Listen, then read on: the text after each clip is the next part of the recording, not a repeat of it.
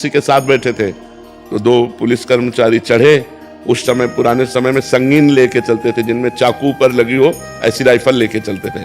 तो नजदीक गए और संत के शिष्य से कहा और शकील तो वहां जगह नहीं थी, तो एक बूट मारा। वो नंगे पैर बैठे थे तो बूट से उनके पैर में मारा और कहा साइड हो। वो कोशिश की लेकिन जगह नहीं थी, फिर एक थप्पड़ मारा। वो कुछ नहीं बोले क्योंकि साधु थे, शांत चुपचाप से गए। अब नाव किनारे पहुंची तो पानी हाथ दो हाथ जहां नाव नहीं जा सकती, तो उन्होंने राइफल को ऐसे किया और ऐसे करके छलांग मारना चाहा। ऐसा बूट फिसला कि वो जो चाकू थी उन्हीं के गले में घुस गई और वहीं मर गए। तो उनके गुरुजी ने शिष्य को डांटा, कहा अगर दो चार शब्द बोल देते तो बच जाता, तुमने एक भी शब्द उत्तर नहीं दिया। उसका साधु अवज्ञा तुरंत भवानी कर कल्याण अखिल के हानि। सारे पुण्य नष्ट हो गए, देखो मृत्यु को प्राप्त हो गया। उमा क्षमा सापौते भारी। यदि आपको कोई सता रहा है और आप चुप हैं, ये चुप उसके लिए बम का काम करेगा।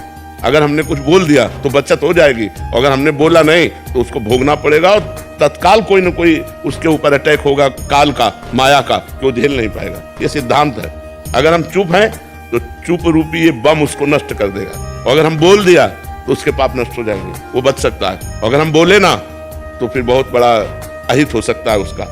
तो हम ये न सोचे कि जो हमारे साथ प्रतिकूलता, गाली दे रहा है या हमें परेशानी कर रहा है, यदि मैं इसका उत्तर नहीं दिया तो कल ये बढ़ करके करेगा। नहीं, कल करने लायक नहीं रहेगा, क्योंकि परमात्मा है ना, वो देख रहा है। अब हमारा कर्म हमको भोगना है तो बात अलग है, अगर कर्म नहीं भोगना है तो उसको दंड निश्चित मिल जाएगा, पक्का मिल जाएगा। ऐसा नहीं है कि वो ऊपर वाला देख नहीं रहा, मालिक सबको देख रहा है। अगर आप शांत हो, चुप हो और आपको कोई सता रहा है तो एक दिन वो दुर्गति को प्राप्त होगा। आप चुप होकर देख लेना, वो दो चार दिन उन्नति दिखाई देगी, लेकिन वो ऐसा नष्ट होगा कि बिल्कुल बात समझ लो। इसलिए सहनशील उन्नति को प्राप्त होता है और क्रोध करने वाला अवनति को प्राप्त होता है। आप सहनशील बनिए।